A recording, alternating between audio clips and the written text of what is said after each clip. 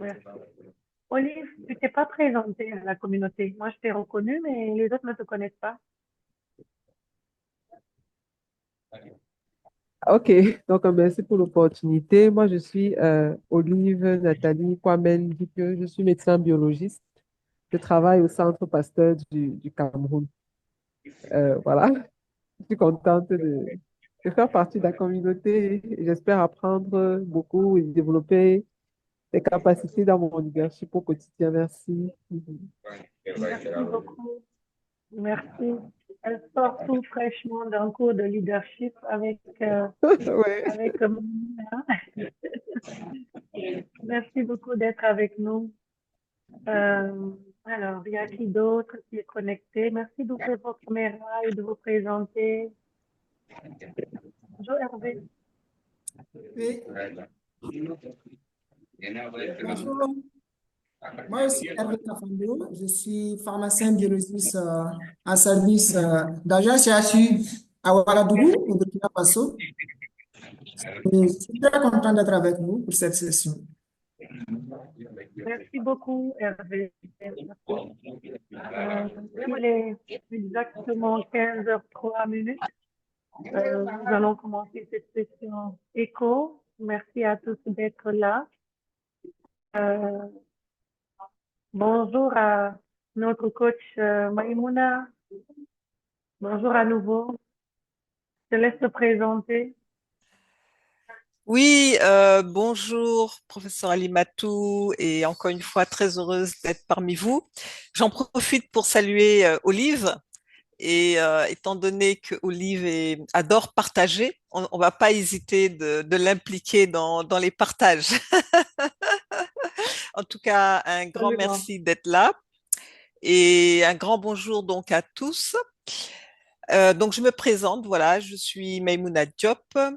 Je suis coach certifié dans le développement professionnel et personnel et fondatrice du cabinet Humanity Progress, qui est un cabinet qui existe depuis 11 ans et qui est spécialisé dans tout ce qui est formation, conseil, coaching, surtout dans le domaine du développement professionnel.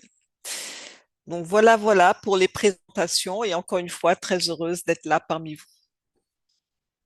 Merci beaucoup, Maïmouna. Je vois que dans le chat, nous avons la Bonté, nous avons Dimimba, nous avons Bintou Bakayoko, euh, Fatoumata Ba, je l'ai déjà dit, Geneviève, Wopa de la Guinée. Bonjour Wopa, toujours présent. Et aussi Fideline, qui est médecin généraliste de Madagascar. Bonjour Fideline. Vous voulez vous présenter à la communauté? Vous pouvez ouvrir votre Oui, je caméra ou suis votre micro. Dr Fidélène du Centre médical ANDAP de Madagascar. Heureux de faire partie de la communauté. Beaucoup. Merci beaucoup. On est encore plus heureux que vous de vous avoir avec nous. Merci beaucoup. Prenons, est-ce que tu peux partager la présentation, le housekeeping, s'il te plaît?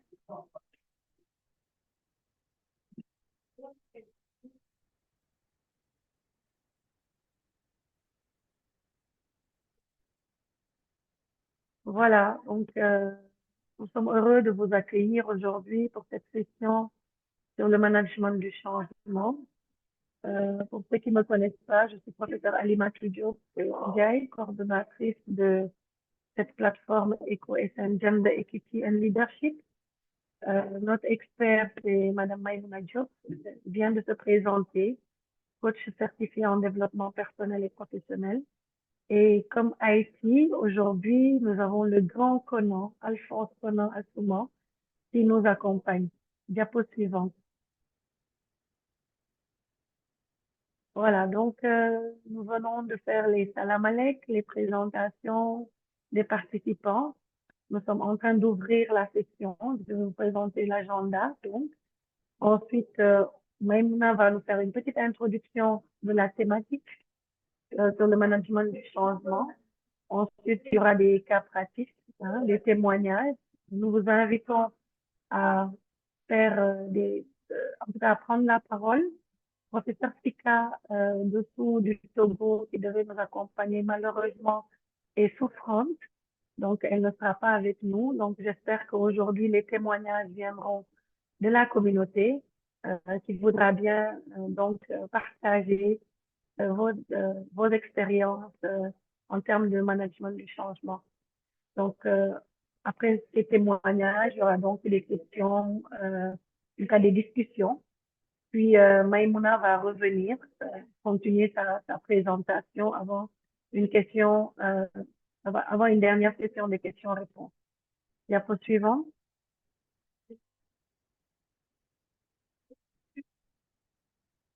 Voilà, alors pour ceux qui connaissent déjà et pour les nouveaux, il y a des actions importantes à connaître. On vous demande de fermer votre micro lorsque vous ne parlez pas, de garder votre vidéo allumée tout au long de la session, autant que possible, de vous présenter lorsque vous prenez la parole, qu'on sache qui vous êtes, d'où est-ce que vous vous êtes connecté, ce que vous faites dans la vie. D'avoir bien sûr un débit Internet suffisant, c'est l'idéal, c'est pas toujours facile, c'est le gros challenge. Et bien sûr, si vous voulez intervenir, n'hésitez surtout pas. Il vous suffit juste de lever la main physiquement ou d'utiliser les fonctions de lever des mains de Zoom. Suivant.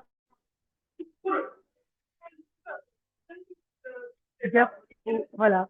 Alors, si vous avez des questions, des problèmes techniques, n'hésitez surtout pas de contacter le support informatique via le chat.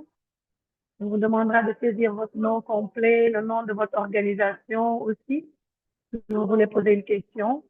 Cette question, elle est enregistrée et en y participant, vous acceptez d'être enregistré. Donc, nous vous remercions pour votre coopération. Diapo suivante. Voilà. Alors, il est possible d'obtenir un certificat de participation après avoir assisté à au moins 50% des sessions. Les données, vos données personnelles peuvent être utilisées, mais vraiment complètement anonymisées. Et c'est juste pour voilà, pouvoir documenter ce que nous sommes en train de faire. Merci. Diapo. Voilà, donc vous avez là notre QR code. Vous pouvez le scanner, il va vous renvoyer vers notre groupe WhatsApp. Vous pouvez aussi le partager avec vos connaissances pour que grandisse notre communauté Eco-SN Gender Equity and Leadership. Voilà, merci beaucoup Conan. Merci à tous les participants. Nous allons aujourd'hui parler de management du changement avec notre coach Maïmouna. Maïmouna, nous avons eu déjà beaucoup de questions. Hein. On a parlé du leadership. Qu'est-ce que le leadership? Les styles de leadership. Il y a eu une session sur la connaissance de soi. Nous avons abordé la motivation. Comment motiver une équipe? La dynamique de groupe. Comment est-ce qu'un leader doit communiquer? Et je crois que la dernière session a porté surtout sur la gestion du stress. Et aujourd'hui, tu nous proposes le management du changement. Qu'est-ce que c'est que le management du changement, Maïmouna?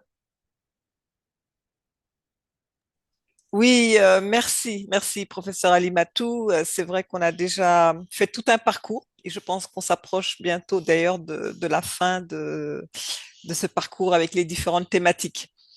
Alors oui, aujourd'hui, on va parler de changement dans un contexte déjà de changement puisque déjà, professeur Alimatou n'est pas dans son cadre habituel. Alors, je vais poser la question parce que l'IT, en général, c'était l'équipe. Alors, est-ce que Monsieur Conan va pouvoir projeter les diapos que j'ai préparés ou est-ce que je dois aller trouver mes diapos? Donc, déjà, ça, c'est une question. Alors, je te rassure, par rapport à cette question, Conan a déjà toutes les diapositives. C'est vrai qu'on a eu quelques changements parce que Bianca, elle s'est mariée. Donc, voilà, on a une bonne nouvelle dans l'équipe. Et puis, Ah, Seydina fantastique. avait un empêchement. Voilà. Donc, aujourd'hui, Conan s'est proposé pour nous accompagner pour cette présentation. Donc, voilà, la diapo est déjà projetée. Ah, donc un grand merci à Monsieur Conan, hein, qu'on remercie aussi au passage, hein, pour son dévouement, toujours là, toujours présent. Très bien. Donc, est-ce qu'on peut avoir la présentation, passer à la diapo suivante? Diapo suivante.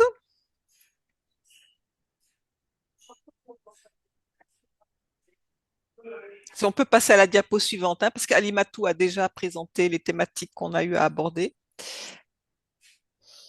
Voilà, donc là, on va parler du management du changement. Et peut-être on pourrait faire un petit changement dans la programmation. C'est vrai qu'en général, j'introduis juste le changement et tout de suite ensuite, on a des cas, des témoignages. Peut-être que là, on pourrait, parce qu'on va aborder la thématique du changement avec deux grands thèmes. Donc le thème du changement au niveau individuel, donc la psychologie du changement, et puis aussi la thématique du changement au niveau de la structure, au niveau organisationnel.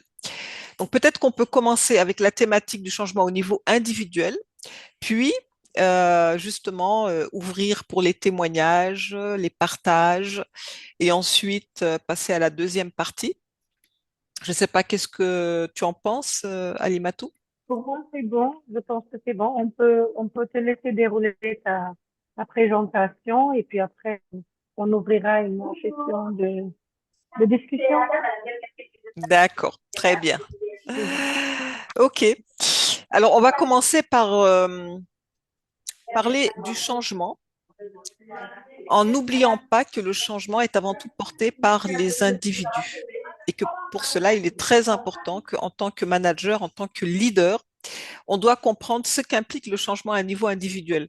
Parce que si on regarde que le côté rationnel en se disant, voilà, je viens avec un nouveau projet, comment est-ce que je vais implanter ce nouveau projet, et en ayant une approche qui ne se base que sur le côté rationnel des choses, puisque quand on est en général dans la structure, on regarde surtout l'aspect rationnel, on risque aussi d'oublier l'aspect irrationnel qui est porté par les êtres humains, parce qu'on sait que chez les êtres humains, il y a un aspect rationnel, mais il y a aussi un aspect irrationnel, parce qu'il y a aussi le côté des émotions qu'il faut prendre en compte, et c'est pour ça qu'il est très important de comprendre ce que le changement implique à un niveau individuel.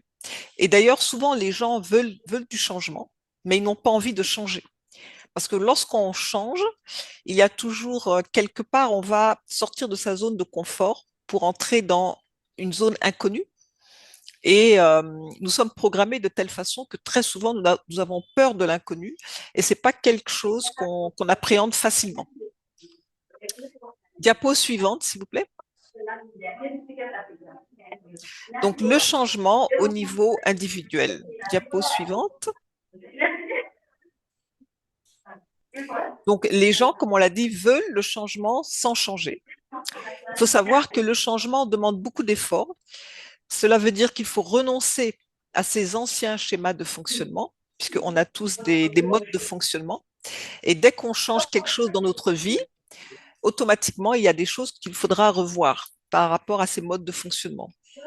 Cela implique aussi de sortir de sa zone de confort, d'accepter de prendre des risques, hein, comme on l'a dit, on va aller dans une zone inconnue qu'on ne maîtrise pas vraiment, et d'aller dans de l'apprentissage. Parce que chaque fois qu'on sort de sa zone de confort, on va apprendre de nouvelles choses. Et tout cela demande beaucoup d'efforts. Diapo suivante. Et c'est la raison pour laquelle, très souvent, même lorsque, en tant que manager, on vient avec un projet innovant et un projet, on se dit a priori, bon, tout le monde va adhérer à ce projet parce que ça va apporter une plus-value au laboratoire, on se rend compte qu'il y a quand même de la résistance au changement. Et cette résistance, elle peut être consciente ou inconsciente. Qu'est-ce qu'on appelle la résistance au changement? C'est la somme des pensées et des actes que les individus ou groupes vont mettre en œuvre pour défendre leur manière habituelle de gérer la réalité. Donc, même si vous venez avec un super projet, il y aura toujours des personnes, et il y a certaines personnes pour qui c'est plus difficile que d'autres, qui ne pourront pas, même si rationnellement elles vont adhérer à votre projet, mais elles vont mettre en place souvent des modes de fonctionnement qui vont être plutôt dans de la résistance. Diapo suivante. s'il vous plaît.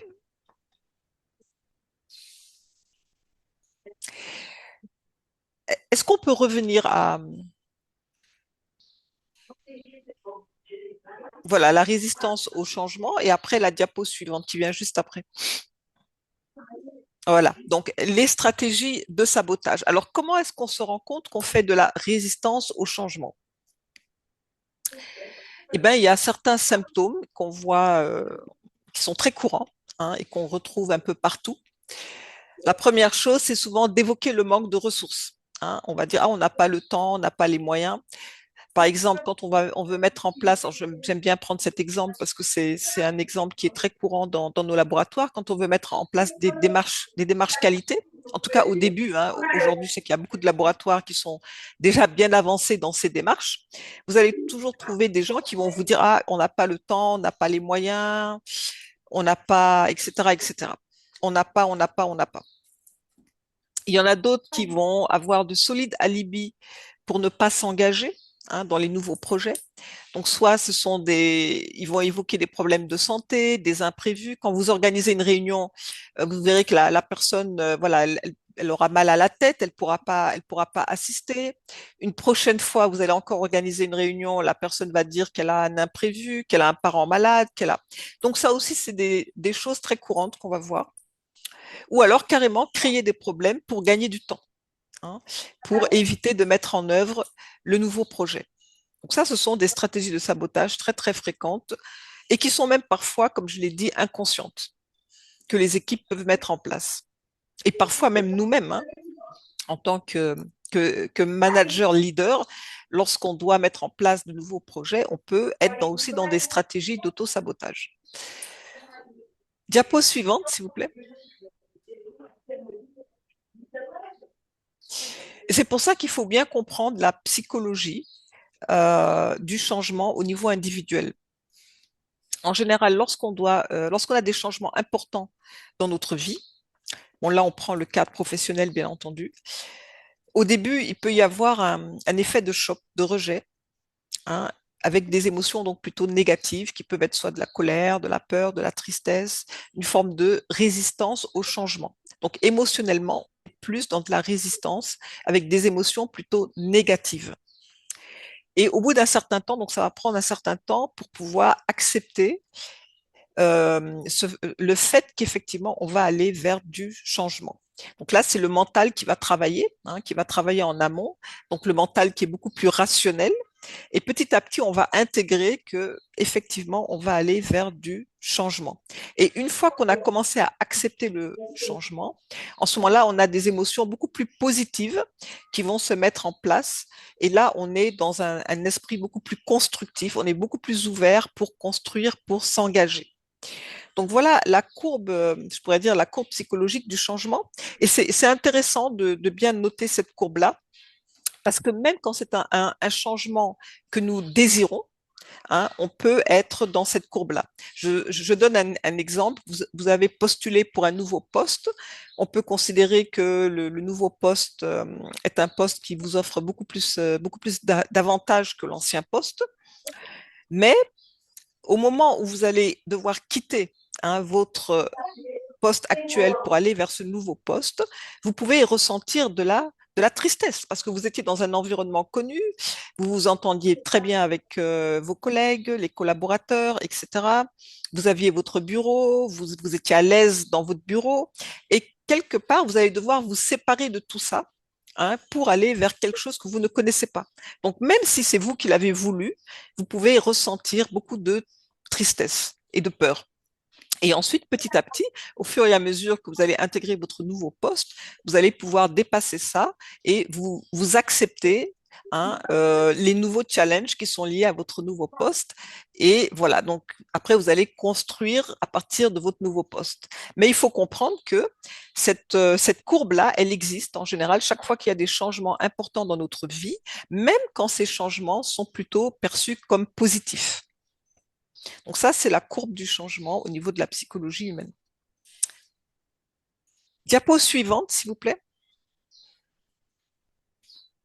Et donc, les recommandations qu'on fait, c'est déjà en tant que chef de service, en tant que manager leader, c'est d'essayer d'introduire régulièrement des petits changements dans nos équipes, hein.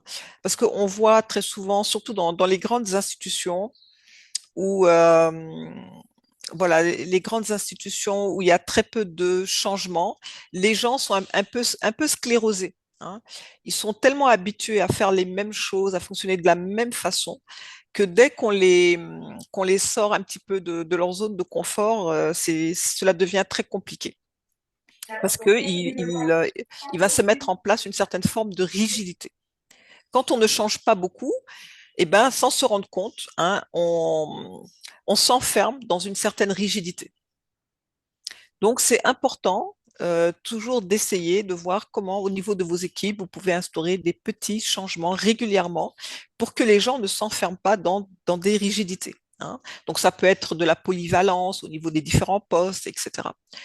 Parce qu'effectivement, hein, on a vu certaines personnes qui s'identifient tellement à leur poste que lorsqu'on veut les changer de poste, cela devient extrêmement problématique parce que la personne, voilà, elle considère que ce poste lui appartient. Donc, sensibiliser aussi les équipes, hein, sur l'importance de s'adapter aux nouvelles situations. Il faut savoir qu'on est dans un monde qui évolue à une vitesse aujourd'hui extraordinaire, hein, avec toutes les nouvelles technologies.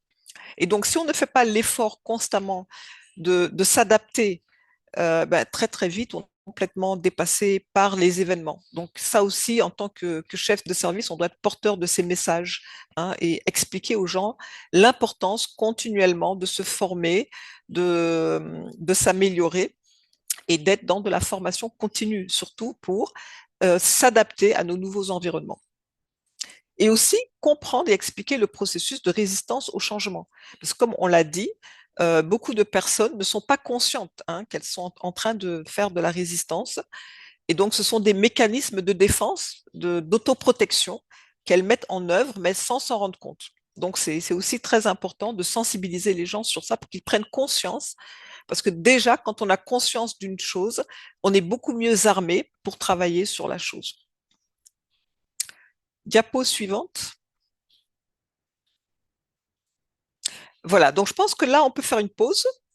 Et donc cette première partie, voilà, c'était surtout une présentation sur ce qu'implique le changement à un niveau individuel, hein, en tant qu'individu. Et maintenant, avant de passer à comment piloter le changement au niveau organisationnel, au niveau de la structure, je pense que ça peut être intéressant qu'on puisse avoir des partages d'expériences. Mais voilà, je laisse professeur Ali Matou gérer cette partie.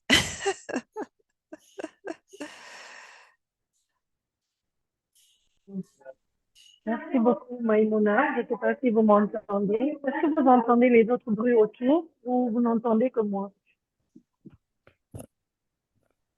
On arrive à vous entendre, hein. D'accord. C'est pour savoir si c'est très parasité ou pas. Donc, merci beaucoup, hein, vraiment pour cette première partie qui présentait le changement comme étant un processus qui permet, en tout cas, d'aller d'un point A à un point B. Mais ce que j'ai surtout retenu, c'est que la résistance au changement peut être consciente ou inconsciente. Et j'ai bien aimé aussi ce que tu as dit par rapport aux exemples des postes, parce que nous, en réalité, c'est vrai, on a des collaborateurs qui, euh, qui s'attachent, en fait, mais nous tous, hein, mais ils s'attachent effectivement à une position et ils ont l'impression que si vous leur dites de changer et d'aller, c'est comme s'ils perdaient un peu leur position. Donc, je pense que c'est quelque chose de très important et qui interpelle aussi la nécessité de pouvoir les sensibiliser par rapport à ça. Mais moi, Maïmouna, j'ai aussi envie de poser une question. Euh, Finalement, tu dis que s'il n'y a pas de changement, il y a de la rigidité. Donc, ça veut dire qu'il faut changer. Mais quelqu'un qui passe son temps aussi à changer, est-ce que ça peut pas être, voilà. voilà, parce que je pense même que tu l'avais dit une fois dans une des sessions, où tu disais que si quelqu'un passe son temps à se séparer de ses partenaires, ça veut dire que quelque part, peut-être qu'il y a aussi un problème.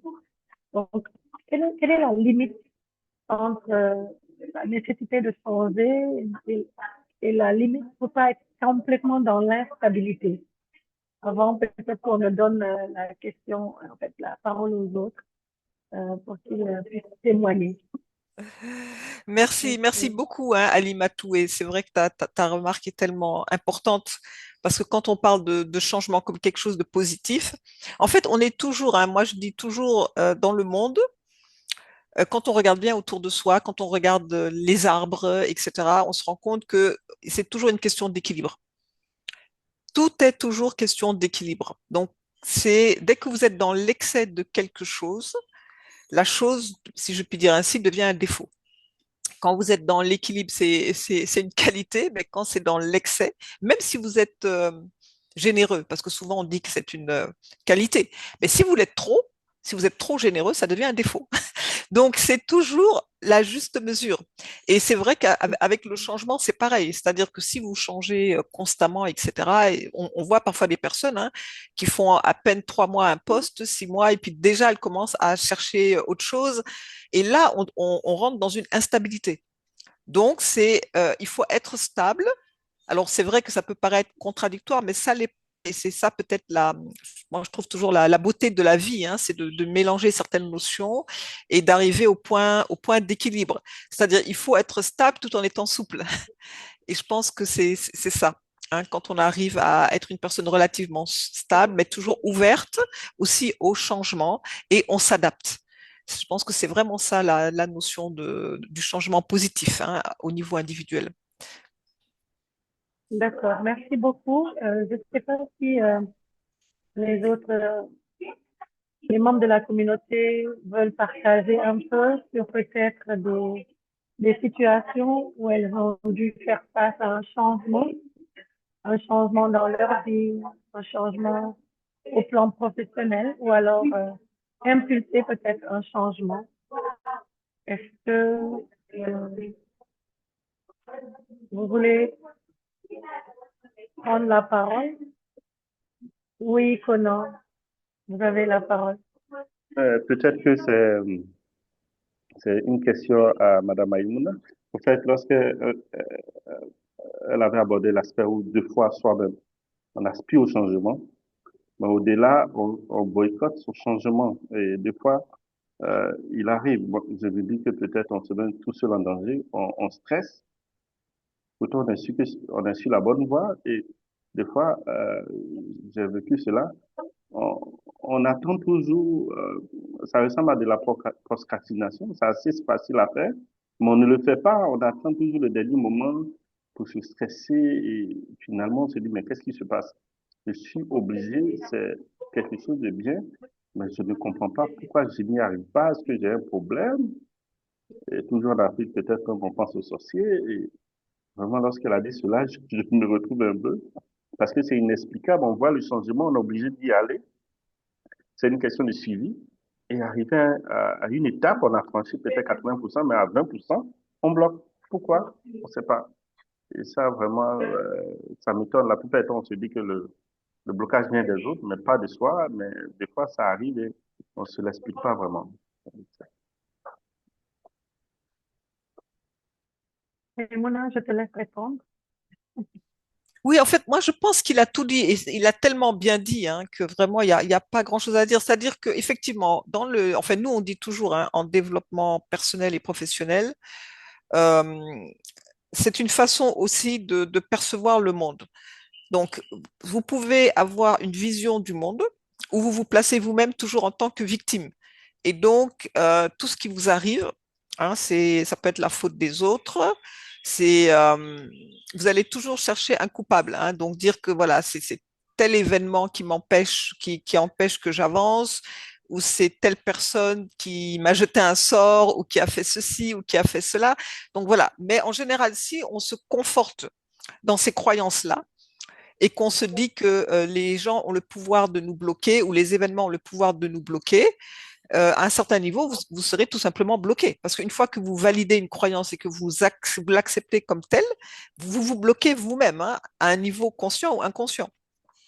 Par contre, si vous vous dites que 90% du pouvoir, il y a toujours des cas de force majeure, hein, mais que 90% en ce qui vous concerne dépend, est entre vos mains, quand vous commencez à procrastiner, vous commencez à faire certaines choses qui vont contre vos intérêts, en ce moment-là, il faut vous questionner.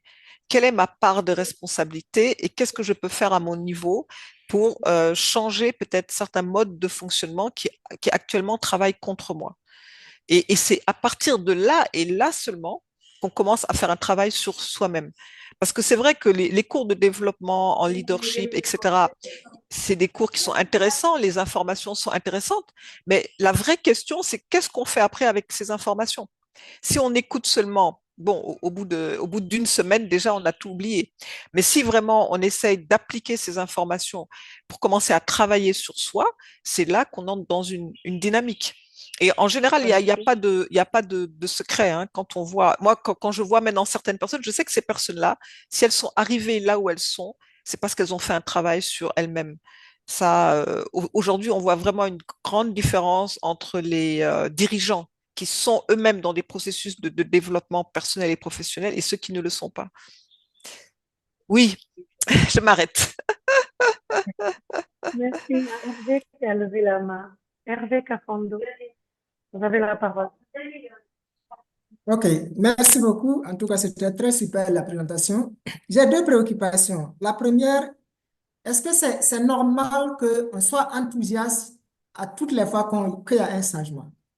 La deuxième, c'est comment, lorsque il y a cette difficulté, cette peur de changer, comment faire vraiment pour franchir le pas? Parce que des fois aussi ça arrive. Et finalement, on ne sait pas quoi faire. Est-ce qu'on prend le risque? On ne prend pas le risque? Vraiment, ce sont des éléments que je souhaite avoir comme information. Comment faire vraiment pour franchir le pas? Merci. Maïmouna? Oui, merci beaucoup pour votre question. En fait, moi, ce que je dirais, c'est de regarder le changement d'abord d'un point de vue rationnel, c'est-à-dire se poser la question, est-ce que le changement dépend de moi ou est-ce qu'il est imposé? Par exemple, si vous travaillez dans une structure et que votre chef de service décide de mettre un certain nombre de choses en place, vous n'avez peut-être pas tellement le choix. Donc, en ce moment-là, c'est de dire comment est-ce que je peux faire pour accepter ça et en tirer le meilleur parti. Vous voyez, quand c'est vraiment une chose auquel, de toute façon, vous devez vous conformer parce que vous n'avez pas de marge d'œuvre. En ce moment-là, c'est soyez intelligent, adaptez-vous et toujours essayez de vous dire quel est le meilleur parti que je peux en tirer parce qu'on peut toujours tirer un meilleur parti dans tout. Vous voyez? Maintenant, quand c'est un changement que vous provoquez vous-même, bien entendu, il faut toujours bien peser le pour et le contre, parce qu'avant ça, il y a toujours une prise de décision. Donc, c'est vous qui êtes maître de la prise de décision. Donc, vous devez vous dire, est-ce que en prenant cette décision-là, avec les conséquences que cela va avoir, est-ce que vraiment quand je pèse les avantages et les inconvénients, est-ce qu'il y a plus d'avantages que d'inconvénients? Donc voilà un petit peu ce que je pourrais dire en termes de comment se comporter vis-à-vis du changement. Maïmouna, une dernière question dans le chat avec Ibrahim Assar qui dit le changement constitue-t-il un facteur d'évolution et pourquoi l'homme a peur de se faire violence et de sortir de sa zone de confort? Oui, alors bon, ça non, c'est intéressant, hein, parce que c'est une question un peu philosophique. Moi, je dirais que le changement, parce que bon, parfois ce qu'on nous présente comme progrès, est-ce que c'est vraiment un progrès, hein? On peut aussi questionner certains types de changements. Et moi, je dis, il faut toujours voir quel est l'impact. Pour moi, un changement qui apporte du progrès, c'est vraiment qu'on a pris le temps de vérifier l'impact que ça va avoir, l'impact que ça a sur nous déjà en tant qu'être humain, l'impact que ça a sur son environnement, etc., etc. Donc, il y a un certain nombre de choses à prendre en compte. Ce n'est pas tout changement qui est porteur de progrès. Euh, quelle était la deuxième, le deuxième point? Le Je vous deuxième point, entends pas, Alimatou. Oui? le deuxième point, c'est pourquoi est-ce qu'on a peur de changer? Pourquoi? Pourquoi est-ce qu'on a du mal à sortir de notre zone de confort? Oui, alors en fait, c'est un petit peu ce qu'on avait dit quand on avait parlé de la gestion du stress, c'est que notre cerveau archaïque, qui est le cerveau de survie, est là pour nous protéger. Et en fait, euh, on est toujours plus à l'aise dans ce qu'on connaît. Donc, on cherche, l'être humain cherche naturellement à rester dans sa zone de confort parce que c'est la zone qu'il connaît et on est plus à l'aise dans ce qu'on connaît. Et c'est pour ça que vous voyez beaucoup de gens qui, même quand ils sont dans des situations de souffrance, entre parenthèses, hein, c'est-à-dire qui sont pas épanouis dans certaines situations, ça peut être dans le monde professionnel, ça peut être dans leur couple, ça peut être enfin voilà, dans divers domaines. Ils préfèrent rester dedans, subir, plutôt que d'aller chercher autre chose. Hein, parce qu'il y a toujours cette peur de l'inconnu où on ne sait pas qu'est-ce que cet inconnu nous réserve. Mais, euh, comme je l'ai dit, à un moment donné, quand on sent que les choses ne nous, ne nous aident pas, il est toujours préférable de, je dirais pas de se faire violence, mais vraiment de travailler sur soi pour essayer d'aller vers d'autres portes, d'autres opportunités. Hein, mais ne soyons pas dans une position où on s'enferme dans des situations qui ne sont pas épanouissantes pour nous, pour ne pas dire des situations de souffrance. Surtout qu'on est dans un monde où il y a tellement d'opportunités, on s'en rend pas compte. Absolument, absolument. Alors, il y a une toute dernière. Conan a encore levé la main, mais avant Conan, il y a Shirley, oui, Shirley Evariste, qui disait comment un pessimiste peut adhérer à un processus de changement. Comment quelqu'un qui est éternellement pessimiste, Shirley, j'espère que vous n'êtes pas une éternelle pessimiste. Voilà. Oui, non, mais en fait, c'est pareil. Le pessimisme et l'optimisme, c'est des perceptions du monde. C'est-à-dire, l'optimiste, c'est celui qui essaye constamment de voir dans toutes les situations des opportunités. Et comme je dis, aucune situation en soi n'est totalement mauvaise ou bonne. Dans chaque situation, il y a du bon et du moins bon. Et en fait, l'optimiste, c'est celui qui va essayer de percevoir l'opportunité et se connecter à l'opportunité. Le pessimiste, au contraire, c'est celui qui va voir justement ce qui n'est pas bon et ce qui bloque. Et il va se connecter à ça. Et c'est pour ça que quand vous regardez, il n'y a pas, y a pas photo. Hein. En général, les gens qui arrivent à aller très très loin dans leur vie, etc., ils sont très souvent de nature très optimiste parce qu'ils sont constamment à l'affût des opportunités dans le bon sens du terme. Et ils arrivent à se connecter et voilà, petit à petit, à franchir un certain nombre de choses. Mais si vous regardez chaque fois ce qui vous bloque, eh ben vous allez rester bloqué et à un moment donné, vous ne pourrez pas élargir votre zone de confort parce que l'idée, c'est ça. C'est on a une zone de confort qui est assez limitante, si on peut dire ainsi, à la base. Et maintenant, nous allons travailler à élargir notre zone de confort afin d'avoir une zone de confort beaucoup plus grande et qui va nous offrir beaucoup plus d'opportunités. Merci beaucoup, Maïmouna. Conan, tu avais levé la main ou Oui, c'est une ancienne main? je voulais partager mon expérience, Mhm. surtout avec Echo. Hein. La plupart du temps, on vient bouleverser les habitudes de certaines personnes. Et, et dès le début, on a même l'impression que dans cet accompagnement-là, que les personnes ont un problème avec toi. Et ça, je devais travailler d'abord sur moi pour comprendre que le problème ne vient pas de moi. Si c'était une autre personne, j'aurais été le même résultat. Et après, j'ai compris qu'il fallait les accompagner. Parce que dès le début, tu peux présenter le projet, les avantages, waouh, on applaudit. Mais dans la mise en œuvre, comme Aïmouna le dit, j'ai mal à la tête, on n'a pas le temps, ainsi de suite. Et des fois, tu le vois, ils sont assis quelque part là, Mais dès le début, pour moi, c'était de les bousculer, mais j'ai compris qu'en les bousculant, ça n'arrangerait rien. Il faudrait peut-être les accompagner dans ce changement-là et surtout prendre deux fois son temps. Voilà. Des fois, il faut même les regarder pendant 2 ou 3 jours, accepter que le projet ne va pas bouger pendant une semaine et tout doucement les accompagner lorsque comme on dit, il donne le doigt, on essaie de prendre la main, mais tout doucement, tout doucement. Il y a des personnes qui vont très vite dans le changement. Et il y a d'autres personnes, non, il faut les comprendre. Il y a certaines personnes qui sont totalement réfractaires à tout ce qui est comme technologie. Et donc, lorsqu'on vient avec un projet et qu'on voit directement les avantages, et des fois les autres voient des inconvénients, comme quoi ils vont perdre leur ressources, ou bien leur job va disparaître, et là, ça devient la cata. Donc, il faut aller tout doucement dans ce changement. Il faut observer les différentes personnes. Il y a certaines personnes qui vont vous accompagner rapidement et qui vont vous permettre de convaincre les autres. Mais j'ai appris que dès le début, peut-être la personne la plus enthousiaste, ce sera la personne qui va bloquer un peu plus le projet. Mais il faut observer, voilà. Lorsque maintenant je vais à une présentation de projet et que je suis avec une nouvelle personne me dit, waouh, ça s'est bien passé, je dis non, on ne peut pas le savoir, il faut du temps. Il faut observer comment ils vont prendre la chose.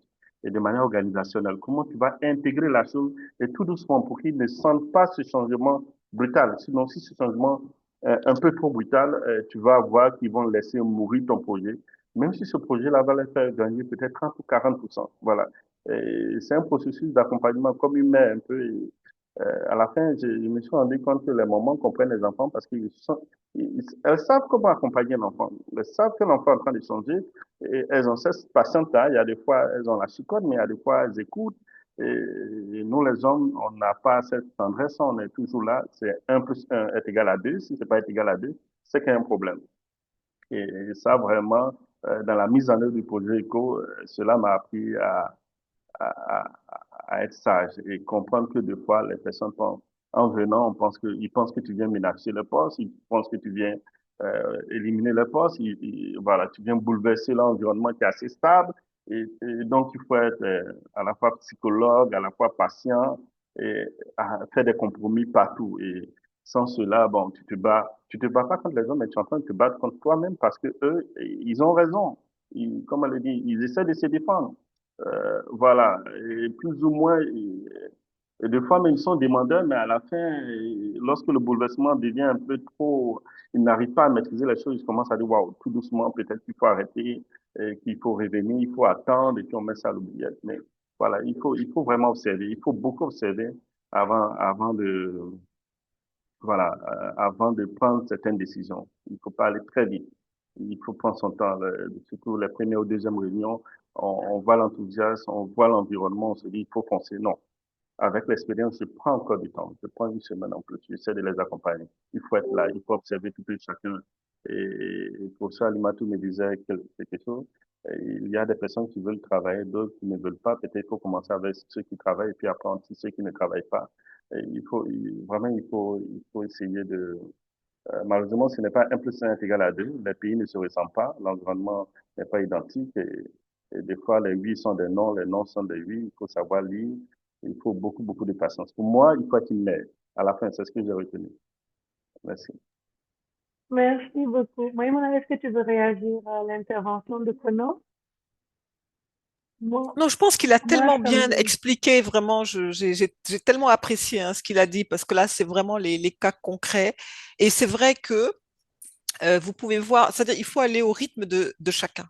Parce qu'il y a des gens qui sont très rapides, hein. Ils viennent avec un projet, boum, hein, on déroule, on déroule. D'ailleurs, bon, Ali Matou, je sais qu'elle est comme ça, parce qu'on avait à travailler ensemble. C'est taf, taf, taf. Et moi, j'ai beaucoup aimé, hein. Moi, j'aime bien ça. On vient avec un projet, boum, boum, boum, on avance, et puis voilà. Et après, il y a d'autres personnes, et c'est tout à fait normal, qui ont peut-être des peurs inconscientes, hein, dont elles sont même pas conscientes, et qui font qu'elles vont tout vouloir décortiquer, prendre le moins de risques possible, se sentir à l'aise. Donc, il faut aussi comprendre la psychologie de chacun.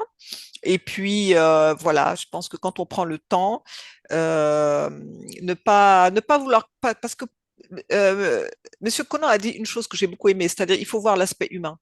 C'est-à-dire ne pas forcément que vouloir être productif, être ceci, mais aussi prendre le temps en sachant que tout le monde n'a pas le même rythme et donc aussi essayer de s'adapter un peu au rythme de tout un chacun, tout en sachant hein, que peut-être voilà, il y aura quand même des gens qui seront exclus parce qu'il y aura des gens qui vont carrément s'opposer au projet et qu'on n'arrivera pas à convaincre, mais voilà, trouver cet équilibre voilà, entre l'humain et les résultats aussi qu'on doit atteindre.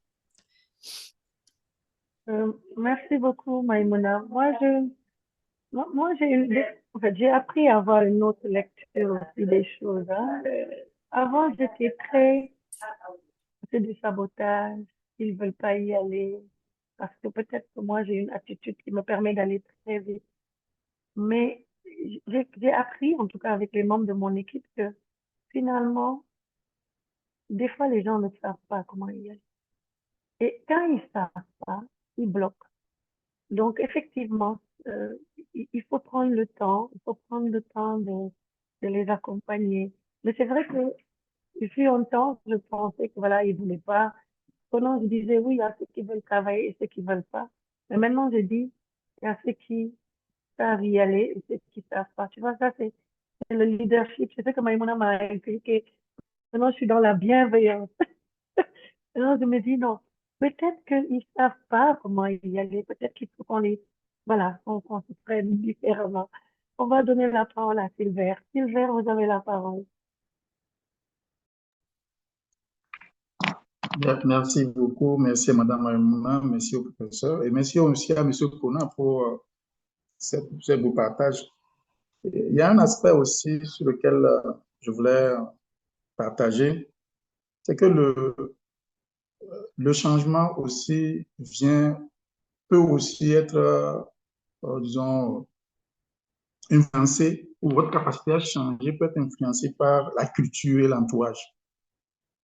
Souvent, vous avez des idées, vous avez des choses, vous avez vu un peu comment ça se passe ailleurs, mais si, par exemple, dans votre entourage, surtout s'il y a, par exemple, il y a une hiérarchie, ou il y a d'autres, si par exemple c'est des développement professionnel, hein, si votre entourage ne vous permet pas de pouvoir passer d'une étape à une autre ou ne vous encourage pas, parfois c'est difficile de pouvoir aller dans le changement. Parce que ça fait qu'à un moment donné, vous avez envie de changer les choses, vous avez tellement de résistance dans votre entourage qu'à un moment donné, si vous ne faites pas attention, vous restez sur place. Moi, je l'ai vu quand j'ai voulu faire des changements, comme elle a dit, par exemple, en matière de sécurité, santé au travail, dans les hôpitaux, pour pouvoir accompagner. Mais ce qui était paradoxal, c'est qu'on devait faire un accompagnement avec une possibilité d'appui des organismes internationaux, mais c'est plutôt à l'intérieur qu'on a vu qu'il y a beaucoup plus de résistance. Et les gens n'avaient pas envie de pouvoir changer leur habitude, même si ça n'allait pas du tout bien du tout. Et donc, à un moment donné, même ça a fait que les organismes qui avaient voulu bien accompagner ont fini par, disons, se retirer. Et moi, c'est une situation qui, petit à petit, a fait qu'à un moment donné, tu changes de cap, tu essaies de faire autre chose, mais tu sais que le changement de départ que tu as voulu faire était un changement qui pouvait être bénéfique pour les autres, que bénéfique pour les autres. Mais ce qui est important aussi, c'est qu'il faut aussi avoir cette notion de persévérance. C'est pas évident, et de persistance, de persévérance, parce que si tu as une idée ou tu as envie de changer quelque chose, il faut être persévérant. Peut-être que ce n'est pas le bon moment ou c'est la bonne personne, mais à un moment donné, tu vas tomber sur les bonnes personnes qui peuvent faire que le changement que tu veux faire en toi-même, le changement que tu veux faire dans ton environnement, tu peux tomber sur les meilleures personnes qui peuvent t'accompagner dans ce changement-là. Mais aussi par rapport aux personnes. J'avais un collaborateur qui, par rapport à tout ce que je disais, elle était toujours contre. Tout ce que je disais, que, ah, mais oui, le docteur donne beaucoup de choses, chaque fois, il a toujours des idées, on veut travailler, il veut chaque fois qu'on travaille. Mais à un moment donné, c'est cette même personne, je ne sais pas si c'est un changement qu'il a eu en elle, c'est cette même personne qui, à un moment donné, a commencé par appuyer le changement, à être au devant de la scène.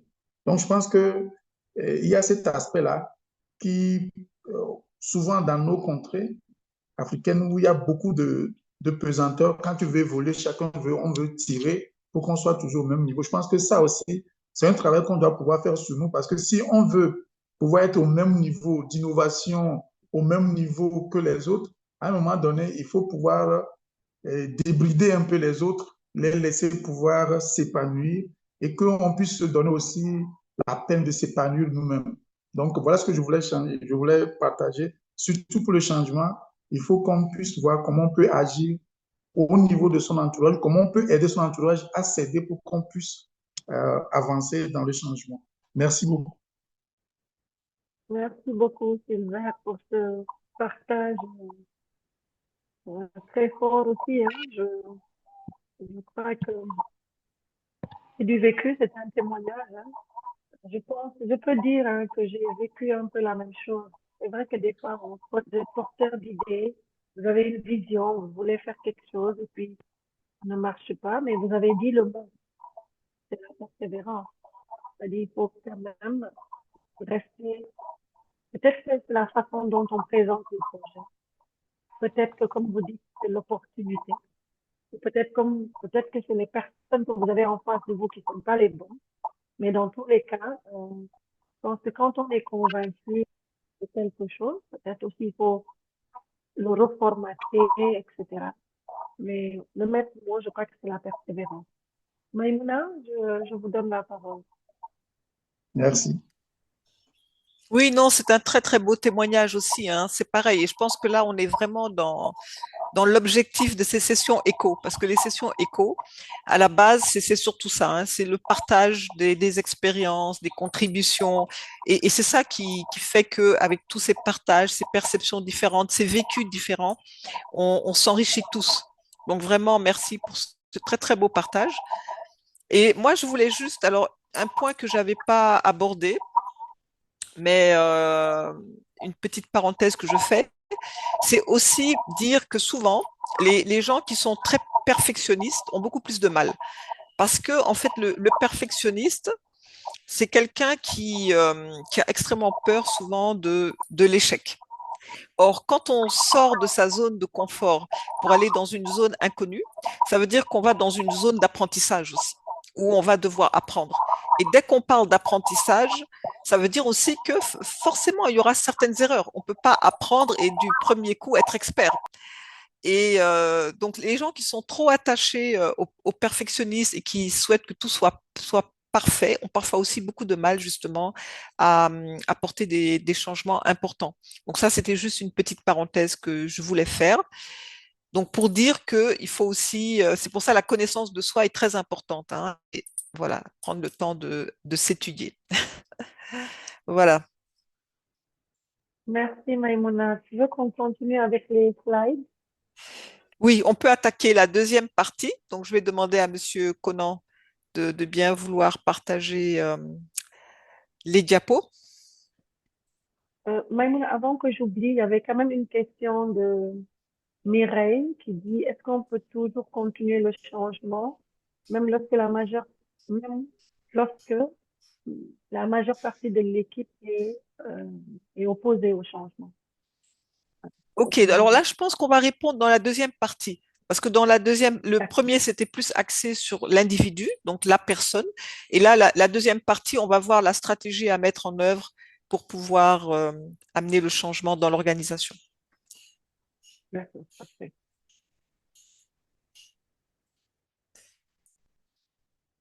Voilà, donc là, maintenant, on va parler du management au niveau de la structure. Les diapos suivantes, s'il vous plaît. Alors, c'est vrai qu'il y a beaucoup d'écoles différentes, hein. Il y en a qui parlent de changement en 8 étapes, il y en a qui parlent de changement en 7 étapes.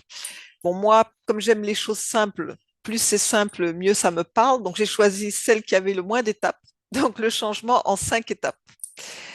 Et qu'est-ce que nous dit ce changement en 5 étapes? Alors, on nous parle de vision d'abord, parce que quand on parle de changement, ça suppose qu'on a une vision de là où on veut aller, puisque c'est aller d'un point A à un point B, comme l'a si bien dit le professeur Alimatou. Ensuite, il y a la communication qui va être extrêmement importante, le démarrage, le renforcement et l'ancrage. Donc, on va aller voir chacune de ces étapes. Diapo suivante, s'il vous plaît. Alors, la première chose, c'est la vision du changement. C'est-à-dire que vous, déjà, en tant que porteur du changement, vous devez avoir une vision claire de là où vous voulez aller.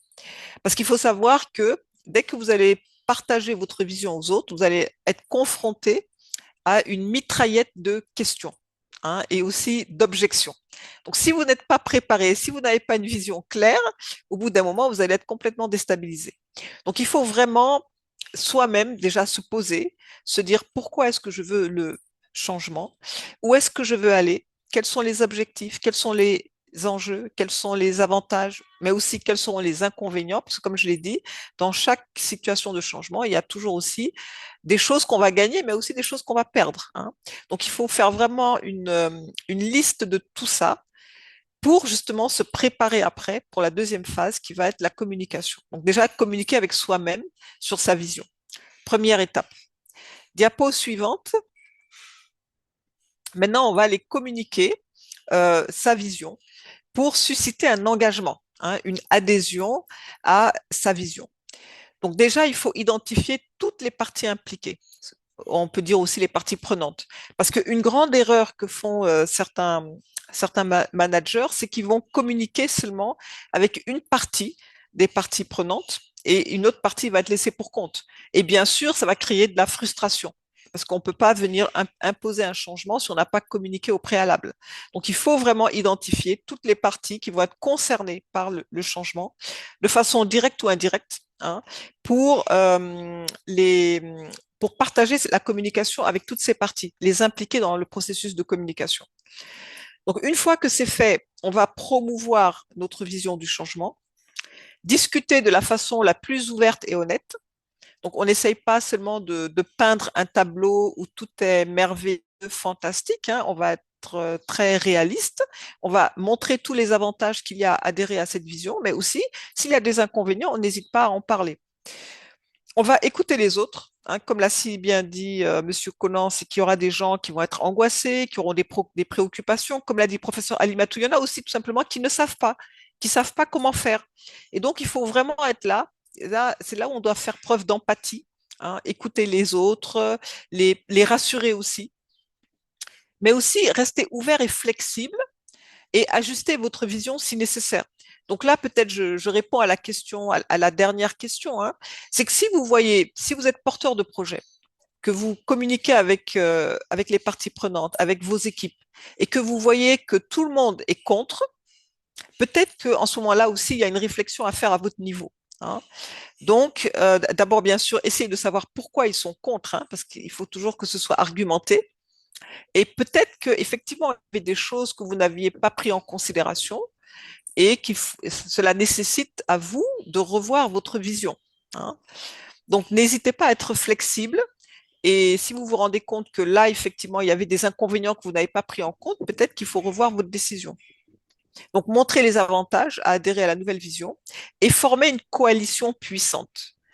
Donc, voilà. Là, vous allez avoir des gens qui vont être vos alliés, qui vont être séduits par le projet, qui vont vouloir aller avec vous.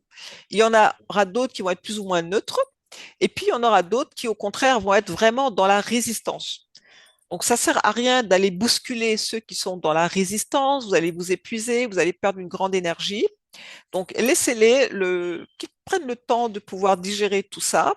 Ceux qui sont neutres aussi, ne leur mettez pas une pression particulière et commencez à travailler avec ceux vraiment qui sont engagés et qui en ont envie, hein, mais en laissant toujours la porte ouverte, hein, pour montrer que vous n'êtes pas du tout dans la discrimination. Diapo suivante. Diapo suivante, s'il vous plaît. Voilà, donc une fois que vous avez formé votre coalition, on va démarrer les activités. Donc là aussi, un changement, il faut toujours bien le planifier. Il y a différentes étapes. Donc, on va procéder par étapes. Souvent, il est préférable de commencer par les activités les plus simples à mettre en œuvre, parce que si vous commencez tout de suite par les étapes les plus complexes, les plus difficiles, vous risquez de perdre encore une partie des gens qui étaient motivés.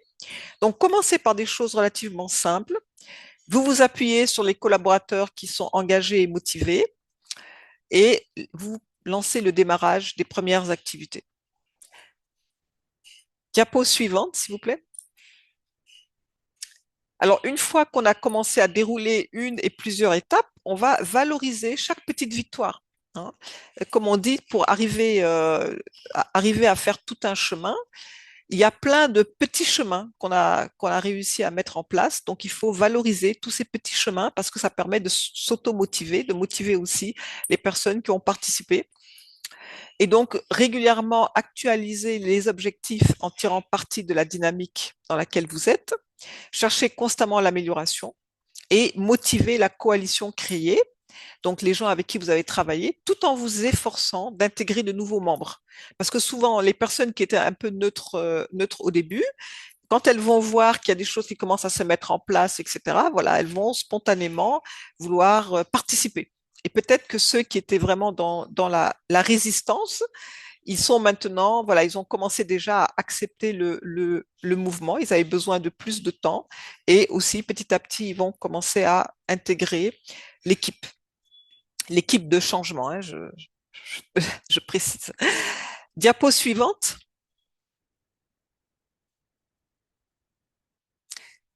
Et ensuite, donc la cinquième étape, c'est ancrer le changement pour qu'il soit périn.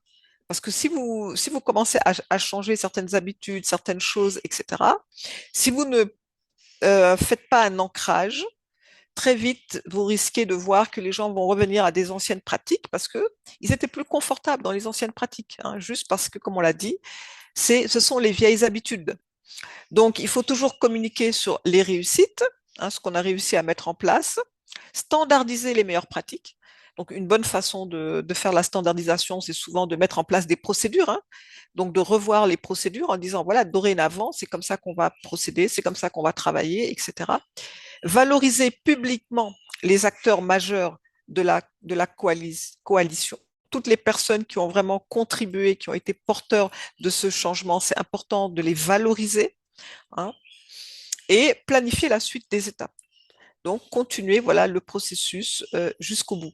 Donc, quand ce sont des changements qui sont assez complexes et très grands, comme par exemple quand on veut implanter un processus d'accréditation dans un laboratoire, c'est quand même assez long. Donc, ça peut être important de le couper en plusieurs étapes, hein.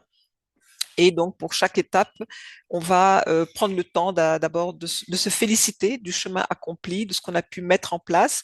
Et ensuite, voilà, on passe à la seconde étape et ainsi de suite. Et finalement, sans se rendre compte, à un certain moment, on verra que on a pu arriver à l'objectif final qui était, par exemple, l'objectif d'accréditer son laboratoire. Donc, voilà ce que je voulais partager avec vous sur comment est-ce qu'on ancre un changement euh, dans une structure, dans une organisation, dans un organisme. Voilà, donc je redonne la parole à professeur Ali Matou. Merci beaucoup, Maïmouna, pour ce cours magistral, hein, sur les 5 étapes de mise en place d'un changement. Donc, je retiens qu'il y a d'abord, il faut avoir une vision, comme vous l'avez dit. Ensuite, cette vision, elle doit pouvoir être partagée, donc il faut savoir communiquer. Euh, et le fait de communiquer va nous permettre surtout de mettre en place voilà, une bonne coalition. Mais voilà, si nos idées ne sont pas tout de suite acceptées, il faut avoir suffisamment de souplesse pour pouvoir les adapter. Démarrer les activités en commençant par les choses simples et avec les collaborateurs les plus engagés. Renforcer le changement. J'ai retenu qu'il faut célébrer chaque victoire et pour ancrer le changement dans la pérennité, il faut penser à valoriser publiquement les acteurs qui ont contribué, en tout cas, à ce succès. Donc voilà, je pense que moi, à chaque session, j'apprends des choses, je note. Voilà, c'est pour ça que maintenant, quand je commence à parler de bienveillance partout, c'est peut-être pas, c'est peut-être pas forcément dans mon vocabulaire quotidien, mais maintenant, je me suis surprise hier à dire à ma fille, faut être bienveillant. Donc, c'est pour dire qu'à chaque session, on apprend des choses, on s'enrichit, on se bonifie. Et je crois que ça, c'est vraiment inestimable. Voilà, donc je sais pas si parmi ceux qui sont connectés, vous voulez prendre la parole, vous voulez commenter, ou si vous voulez partager, tout simplement. J'ai beaucoup aimé Maïmouna. En fait, c'est vrai qu'on est un peu du même bord. Tu as parlé l'exemple du laboratoire et je me retrouve un peu dans tout ce que tu dis. Mais qu'est-ce qu'on fait lorsque je sais pas, que vous portez une idée, vous avez des gens systématiquement, il faut qu'ils vous disent, c'est pas ça, non, non, non, non, non. Ok. Bon, ceux qui ont tendance à vous contredire tout le temps, comment est-ce qu'on fait? Euh, c'est vrai, moi maintenant, ce que je fais, comme maintenant j'ai pris beaucoup de maturité, je vais prendre un peu de recul, mais c'est vrai que ça peut ne pas être toujours facile. Donc, vous avez l'impression qu'à chaque fois que vous donnez une idée, voilà, il y a quelqu'un pour dire, non, c'est pas la bonne idée, c'est pas comme ça qu'il fallait le faire, etc. Quelle attitude par rapport à ça? Oui, oui, merci pour cette excellente intervention. Parce que c'est vrai que nous sommes des êtres humains et donc on a souvent tendance à tout ce qui vient de nous, quand les gens sont contre, c'est comme si on nous attaque personnellement. Hein, ça, c'est la première réaction. On le prend comme une attaque personnelle. Et alors, vraiment, vraiment, le travail qu'on doit faire, et comme l'a évoqué d'ailleurs tout à l'heure Monsieur Conan, hein, par rapport au projet ECO, quand il disait qu'au début, il avait l'impression qu'il était attaqué quand les gens étaient contre, c'est de comprendre que il faut jamais, jamais en faire une question personnelle. Parce que dès que vous commencez à en faire une question personnelle, c'est-à-dire que la première chose, c'est que ça va vous fatiguer, vous. Parce que vous allez commencer à penser que vous avez des ennemis, vous allez peut-être vous faire du mal en disant que vous n'êtes pas à la hauteur, que ceci, que cela. Donc, ça va vous fatiguer, vous. C'est vous qui allez perdre le plus. Il faut comprendre que il y a des gens qui seront jamais d'accord avec vous. Certains pour des raisons rationnelles, hein, tout simplement parce que bon, votre projet ne leur parle pas et puis ils vont expliquer avec des arguments solides. Et il y en a d'autres, ça peut être pour X, pour mille et une raisons totalement irrationnelles. Ça peut être tout simplement parce qu'ils vous apprécient pas, eux-mêmes ils savent même pas pourquoi. Ça peut être parce que votre tête ne leur revient pas. Ça peut être parce que vous êtes l'ami d'une personne que eux ils n'apprécient pas. Donc l'ami de leur ennemi devient aussi leur ennemi. Donc il peut y avoir tellement de cas qui fait que les gens certaines personnes vont être systématiquement contre vous sans même qu'on puisse comprendre rationnellement pourquoi. Donc, vous, la seule préoccupation que vous devez avoir, c'est est-ce que j'ai des choses que je peux améliorer hein, par rapport peut-être aux informations que je reçois, les arguments, est-ce qu'il y a des choses que je peux améliorer par rapport à mon projet, par rapport à même ma façon de communiquer, etc. Ça, c'est la seule préoccupation que vous devez avoir et je vais utiliser le mot que Alimatou a utilisé tout à l'heure, en ayant un dialogue bienveillant avec vous-même. Soyez toujours déjà dans la bienveillance avec vous-même. Hein. Ne vous infligez pas des choses en disant, oui, tel est contre moi, tel ne m'aime pas, tel, et puis voilà, et vous vous faites du mal, et non. Soyez vraiment, essayez prendre le plus de recul possible, comprendre qu'on a affaire à des êtres humains avec toutes sortes de motivations. Ne leur en voulez pas. Vous essayez de faire du mieux que vous pouvez avec ce que vous possédez et toujours dans la bienveillance vis-à-vis des autres et de vous-même. Voilà ce que je pouvais partager.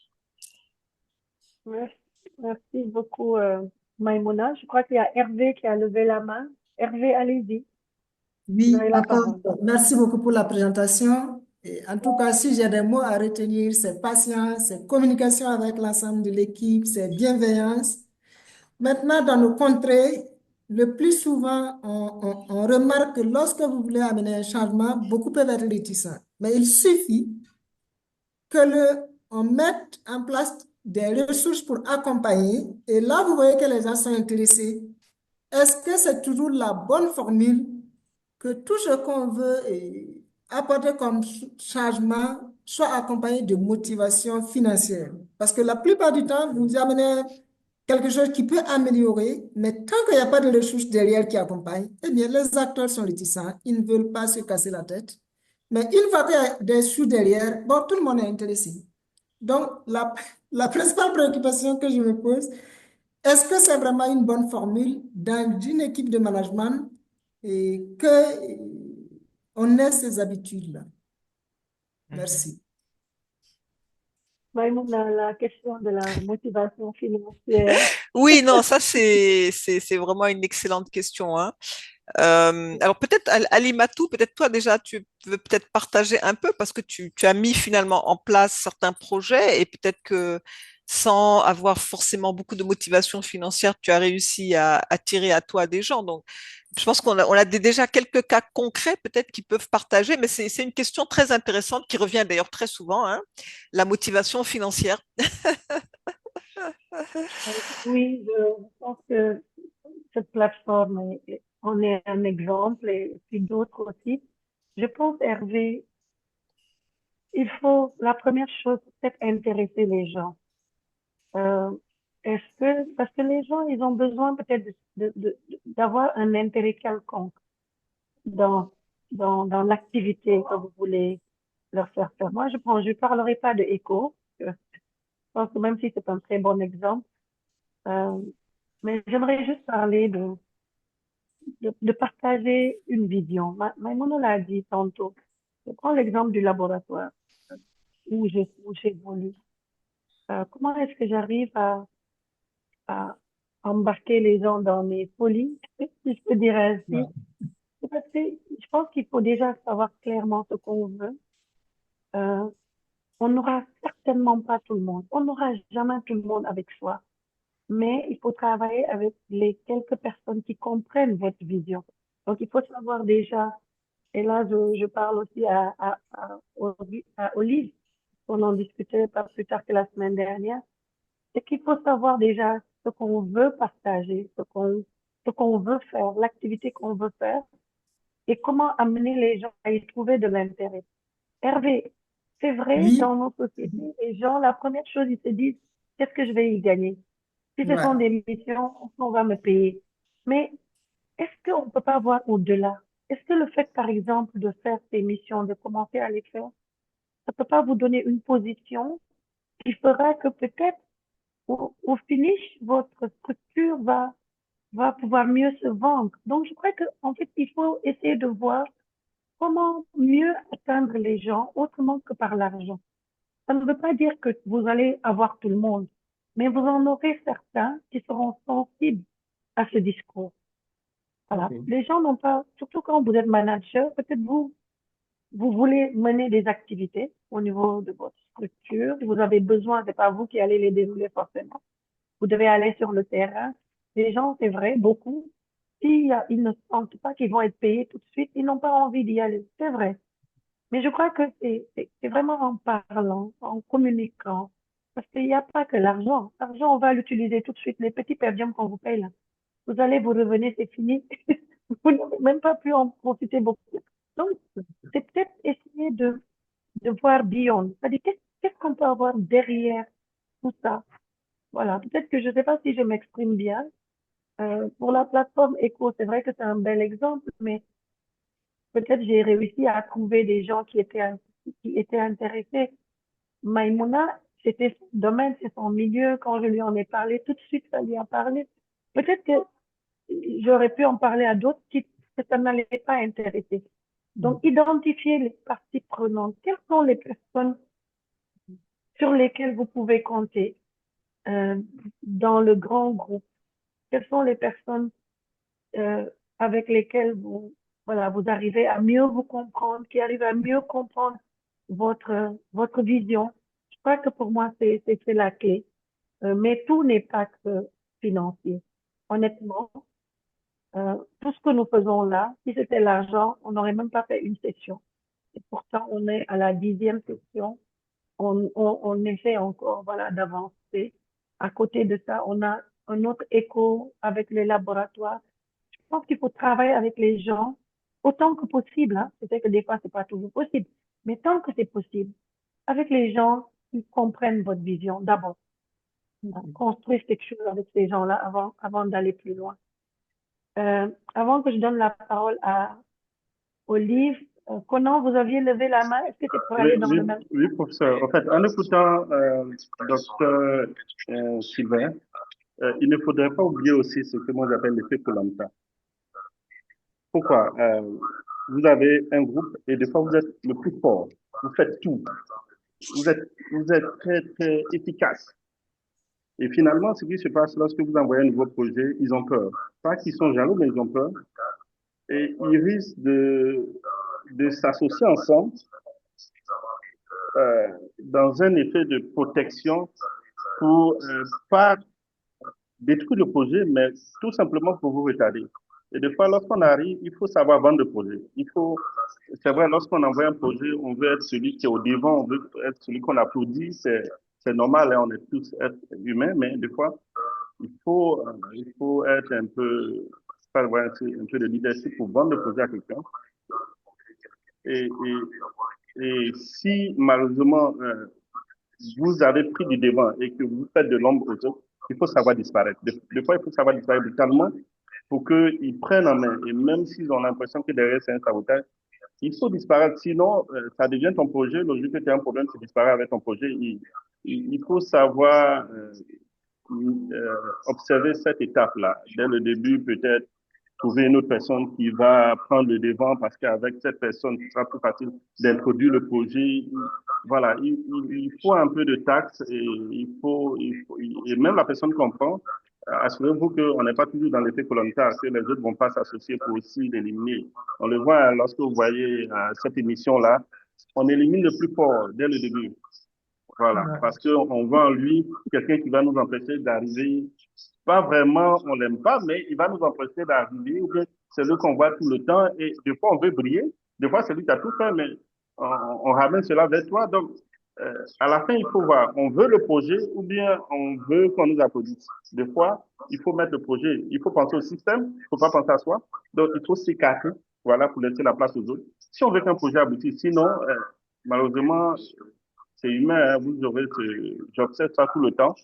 J'essaie de l'appréhender et malheureusement, on choisit une personne et on le sait trop tard qu'à la fin, voilà, toute l'équipe se braque parce que c'est toujours lui, il est toujours le meilleur. Et la plupart du temps, malheureusement, ce sont toujours les mêmes personnes qui lèvent la main, ce sont toujours les mêmes personnes qui font les choses. Et ça crée tout un problème. Merci, docteur Sylvain. Oui, Merci. oui. Comment je confirme? C'est vrai que des fois, comme vous dites, ce sont les mêmes personnes qui font, les autres ne font pas forcément et on vous reproche justement de faire, alors qu'on est peut-être dans une situation, voilà, statique. Personne ne fait rien, mais quand vous faites, on va dire, ah, elle veut encore apparaître, elle veut encore être devant. Allez, on va donner la parole à Olive. Vous aviez levé la main, je la vois plus. Est-ce que vous voulez toujours prendre la parole? Olive, sinon je donne la parole à Silver. Euh, oui, en fait, Ah, Olive, bonjour, merci allez-y. de me passer, Pardon. Oui, merci de me passer la oui. parole. Donc, en fait, la question, on a dit beaucoup de choses sur comment amener les gens vers un changement sans forcément avoir la motivation financière. Je voulais partager un peu ce que j'ai fait une fois quand j'étais dans mon laboratoire. Justement, on n'avait pas beaucoup de ressources et je voulais implémenter un certain nombre de choses par rapport à la qualité, actuellement la banque de sang, qui devait faire en sorte que les personnes allaient avoir plus de travail, mais ils ne devaient pas avoir de ressources parce que je pouvais pas, j'avais pas la possibilité d'augmenter les quotes-parts. Enfin, chez nous, on peut augmenter les primes. Mais ce que j'ai appris, c'est que parfois aussi, pour amener à changer les choses, parfois, il faut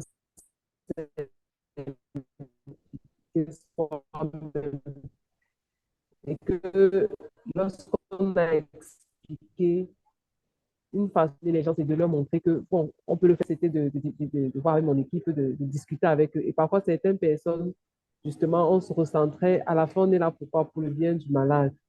Et ce n'était peut-être pas une motivation, c'était peut-être pas en fait, c'était pas seulement, comment je veux dire, c'était peut-être pas suffisant pour certaines personnes, parce qu'il y avait certaines personnes justement qui aimeraient avoir un peu plus de ressources pour faire un peu plus de travail. Mais pour d'autres, justement, le fait d'avoir un but, de contribuer à quelque chose, donc on voit la chose différemment, on contribue à la santé, on contribue à apporter quelque chose, à amener les membres de l'équipe à accepter de pouvoir faire 2 fois, par exemple, le groupe sanguin qu'on ne faisait pas, de pouvoir remplir des papiers qu'on ne remplissait pas, de pouvoir, c'est-à-dire les procédures étaient augmentées à cause il y avait plus de papiers à remplir à cause de la qualité. Donc, et le fait on s'implique aussi en tant que leader, on le fait avec l'équipe, je pense que c'est aussi une source de motivation. Donc, c'est tout ce que je voulais ajouter à ce qui a été dit. Merci beaucoup, Olive. On va donner la parole à Sylvain avant de revenir à Maïmouna. Merci beaucoup, Olive, vraiment. Comme vous dites, donner par l'exemple aussi, c'est important. Sylvain, vous avez la main levée. Oui, merci beaucoup. Merci à Maïmouna pour cette présentation. C'est vrai que j'ai appris certaines choses, mais j'ai vu dans la présentation que même sans le vouloir, il faut passer par ces différentes étapes qu'elle vient de présenter hein, à travers le projet dont je parlais tout à l'heure. C'est-à-dire que c'est le projet sur lequel j'étais venu au niveau du ministère, c'est la sécurité santé au travail du personnel de santé. Je pense que, comme elle a dit, ça n'a pas été facile, premièrement, de pouvoir partager cette division-là. Parce que pour les gens, le personnel de santé n'a pas besoin qu'on puisse le protéger, n'a pas besoin qu'on puisse prendre soin de lui, puisqu'il prend déjà assez soin de lui-même. Et ça n'a pas été facile de pouvoir dire aux gens, oui, vous prenez soin des autres, mais vous avez besoin qu'on puisse prendre soin de vous. Si vous êtes malade, si vous avez des problèmes d'accident et autres, qui s'en occupent? Vous voyez, ça n'a été pas facile dès le départ.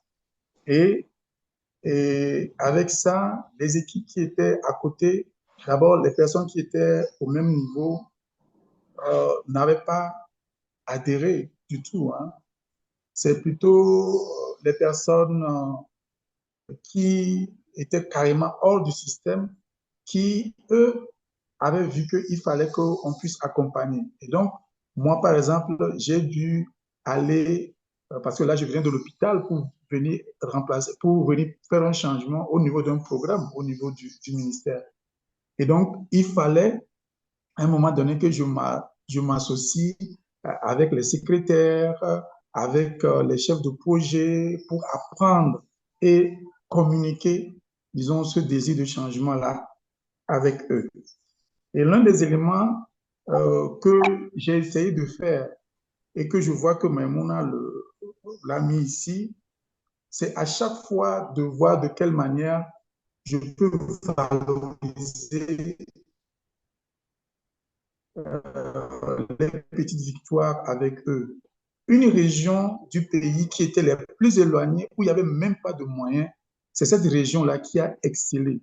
Et ça, nous avons fait le maximum pour que, lorsque nous avons eu l'occasion, par exemple, d'être en contact avec le ministre, le nouveau ministre, on a eu à valoriser cette structure-là, où il y a eu des changements, malgré qu'il n'y avait pas les moyens. Et ça aussi a permis à ce que progressivement, d'autres, même pas tous, mais d'autres ont commencé progressivement à suivre le dynamisme et progressivement, certains ont pu ancrer définitivement ce changement-là, mais on est toujours dans le processus.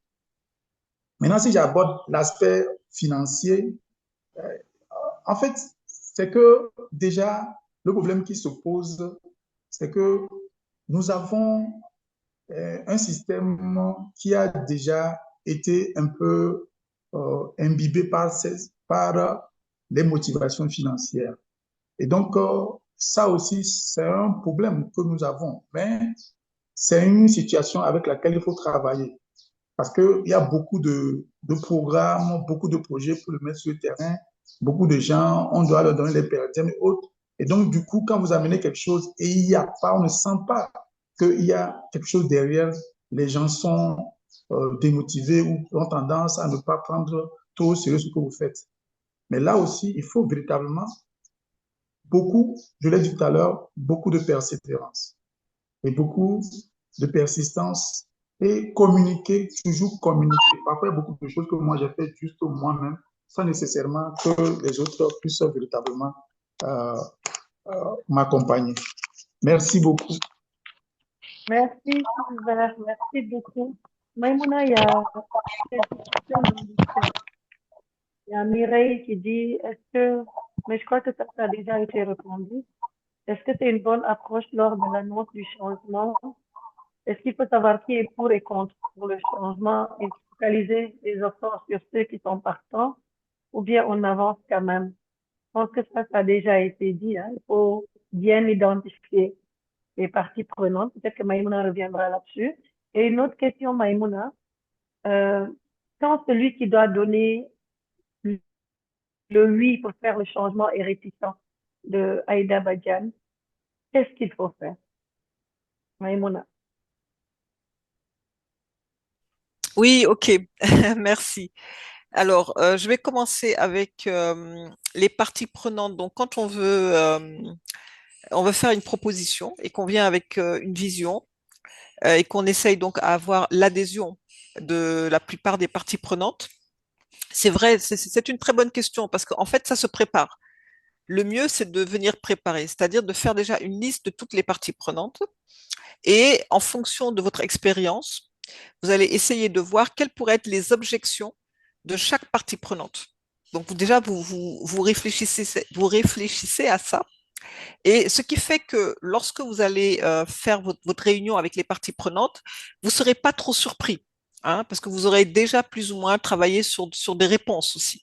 Hein, puisque très souvent, quand même, quand on est porteur de changement dans une entreprise, on connaît un petit peu, hein, on sait à peu près quelles peuvent être les objections des différentes parties prenantes. Par exemple, comme l'a si bien dit tout à l'heure, j'ai bien aimé l'intervention euh, où on parlait justement de est-ce qu'il y aura de l'argent? Donc, il y a certaines parties prenantes, souvent le personnel, quand on vient avec un projet qui va demander une certaine quantité de travail, qui vont vous demander, voilà, est-ce qu'il y aura des rémunérations, des motivations financières? Donc, vous savez déjà à l'avance qu'ils vont venir à ce genre de questions et vous pouvez vous préparer en conséquence. Et moi, peut-être juste ce que je voulais dire aussi par rapport à la motivation financière, c'est que euh, souvent on prend les choses à l'envers, c'est-à-dire qu'avant de recevoir, il faut donner. Ça, c'est très important. Si vous n'avez rien donné et que vous vous attendez à recevoir beaucoup, vous risquez d'attendre longtemps. Parce que souvent, c'est parce que vous avez mis des choses en place, c'est parce que vous avez fait des choses exceptionnelles qu'il y a des gens qui vont s'intéresser à vous. On est dans un monde où, comme je l'ai dit, un monde d'opportunités où il y aura toujours des gens, il peut y avoir des gens de mauvaise foi, mais il y a aussi des gens de bonne foi. Il y a des gens, quand ils voient que vous êtes volontaire, que vous avez envie de travailler, que vous faites des choses, ils vont venir et ils vont vous connecter à des opportunités. Mais si vous restez dans votre petit coin et que vous attendez d'avoir des motivations pour commencer à travailler, mais en fait, vous êtes en train de vous mettre vos propres barrières à votre évolution. Donc vraiment, moi, le conseil que je donne, quand on vous copte pour des projets, si ces projets vous intéressent et que vous avez les compétences, allez-y même à 200%. Même pas à 100%, mais à 200%. Donnez le meilleur de vous-même et vous verrez qu'à la sortie de ce projet, des opportunités vont apparaître. Mais si vous vous dites non, j'y vais pas parce que j'ai l'impression qu'il n'y a pas assez d'argent, il n'y a pas ceci, il n'y a pas cela, alors là, vous êtes en train de poser vos propres limites. Euh, alors, l'autre chose, c'est par rapport à lorsque la personne qui doit porter le projet est réticente. Donc, si vous êtes, donc, prenons le cas, vous devez porter enfin, vous participez à porter, par exemple, le projet de la mise en place du processus d'accréditation dans votre laboratoire. J'essaie de donner un exemple, hein, et que votre chef de service, vous sentez qu'il n'est pas vraiment ouvert à ça, ben, il faut essayer de le convaincre. Hein. Vous allez essayer c'est aussi simple que ça. Il faut essayer de le convaincre tout en sachant que c'est votre chef. Donc, in fine, c'est quand même lui qui aura le dernier mot. Mais il faut être persévérant. J'ai beaucoup aimé, plusieurs personnes ont parlé de persévérance aujourd'hui. Soyez persévérant. Essayez continuellement de le convaincre. Et peut-être que un beau jour, il sera convaincu et qu'il sera votre plus grand allié même. Donc voilà. Merci beaucoup. J'ai vu qu'il y avait aussi une main, je sais plus c'était laquelle, je la vois plus. Il est 14h30. Une toute dernière intervention. Euh, Donc, là, il y avait une main tout à l'heure. Je ne la vois plus. Je pense que c'était la main d'Emilienne. Emilienne, voilà. Est-ce que vous êtes encore là avec nous? Non, c'est un accident. J'ai accidentellement levé la main. D'accord. En tout cas, je pense qu'aujourd'hui encore, on a beaucoup appris avec Maïmouna. Euh, Moi, j'ai mon petit bloc. Tous les jours, je prends quelles sont les deux, trois grandes idées du jour, de la session, que je dois retenir. Je pense qu'elle nous a entretenu de choses qui sont capitales. Dans le chat, quelqu'un a dit que le plus difficile, c'est d'abord de changer soi-même. Euh, je suis d'accord. C'est pour ça qu'il est important d'essayer de se connaître. La connaissance de soi est une étape fondamentale. Euh, Quand on se connaît, on connaît ses limites, on connaît aussi ses défauts, ben, on peut essayer de changer, voir comment changer soi-même avant de pouvoir arriver à changer les autres. Euh, impliquer impulser un changement au sein d'une organisation, c'est pas chose facile. C'est tout un processus. Et je retiens que voilà, et ça c'est pour Olive, hein, il faut avoir une vision, il faut pouvoir communiquer autour de cette vision, identifier les parties prenantes, ceux qui vont vous appuyer, commencer à travailler avec eux pour démarrer. Ensuite, comment ancrer tout ça et pour en faire une pérennité. Je crois que j'en ai oublié une. En tout cas, Maïmouna, merci beaucoup. On était une centaine connectés. Aujourd'hui, il est 14h33. Nous souhaitons un prompt rétablissement à professeur Sika dessous du Togo, qui n'a pas pu se connecter. Mais nous avons eu voilà, beaucoup de partages aujourd'hui avec Patrick, avec Hervé, avec Silver, avec Conan. Il y a une dernière question, je crois, dans le chat. J'ai vu, je pense qu'elle est je la vois plus. Voilà, c'est ça. Quelle attitude adopter face à un responsable qui est réceptif aux remarques, suggestions, mais qui demeure dans ses habitudes sans changer? Toute dernière question, Maïmouna.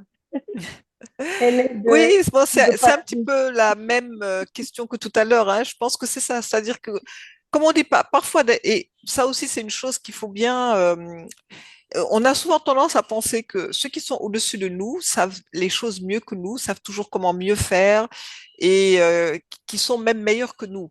Alors que parfois aussi, ils ont leurs propres peurs, ils ont leurs propres interrogations, ils ne savent pas toujours comment faire. Et donc, on doit les aider aussi. Parce que souvent, on pense que c'est juste le chef qui doit aider le collaborateur, mais le collaborateur doit aussi aider son chef, parce qu'on travaille tous ensemble pour des objectifs communs. Donc, ne pas hésiter, hein, quand on voit que le supérieur aussi il est bloqué, etc. Bien sûr, c'est son supérieur, on doit toujours avoir le respect, la forme qu'il faut, mais aussi, c'est ça, essayer de venir avec des arguments, essayer de le convaincre, être patient tout en étant dans la bienveillance. Et petit à petit, comme je l'ai dit, on peut transformer son supérieur hiérarchique. Merci beaucoup. Donc, tout n'est pas perdu. Voilà.